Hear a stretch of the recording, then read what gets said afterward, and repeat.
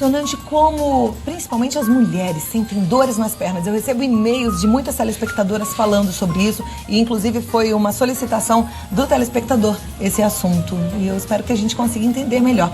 Claro. O que é, na verdade, essa dor nas pernas, na maioria das vezes?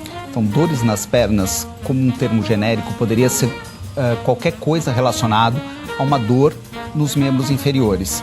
É claro que na maior parte das vezes, quando você tem uma dor na perna, você acaba tendo pele, pelo e muitas vezes vendo um pouquinho de varize. Então acredita-se muito as dores nas pernas, as varizes, mas não é bem assim. Variz não é uma doença tão dolorida assim, porque é uma dilatação de veias que carregam sangue.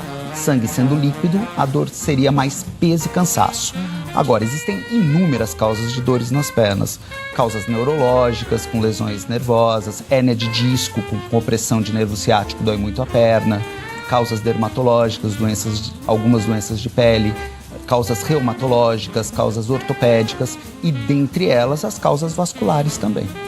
Agora, as causas vasculares, elas têm uma certa frequência, né? Tem uma frequência bastante importante. A partir de que idade? É um pouco independente, depende um pouquinho da genética, mas digamos que numa idade mais adulta. Muito difícil uma criança com problema vascular a não ser uma má formação congênita, mas seria mais ligado a décadas acima de vida. Se a gente for dividir em problemas venosos e arteriais, aí muda um pouquinho. Normalmente os arteriais são mais comuns a partir da 6ª década de vida, acima dos 60 anos. Agora varizes é um pouquinho mais cedo. Os problemas venosos podem começar já logo depois da menstruação da mulher, da primeira menstruação. Quais são as causas desse problema, doutor? As principais causas são hereditárias, tanto na doença arterial quanto na doença venosa. Na doença venosa é mais comum a causa hereditária. Eu sempre falo para os meus pacientes, hereditariedade, ponto. Tem fator de risco, mas a tendência é hereditária. Como varizes, a principal causa é hereditariedade. Fator de risco, obesidade, uma vida sedentária, uso de hormônios anticoncepcionais, cigarro, péssimo, tanto para arterial quanto para venoso, tá? E gestações como fator de risco, são as principais. Na doença arterial, além da tendência hereditária, cigarro, quase sempre. Dificilmente um paciente tem uma oclusão arterial ou uma doença arterial grave não fumante. E o colesterol, tá? Obesidade, vida sedentária, mas a doença arterial ela depende muito da deposição de placas de colesterol. Ela entope, as artérias se entopem, então depende muito do colesterol.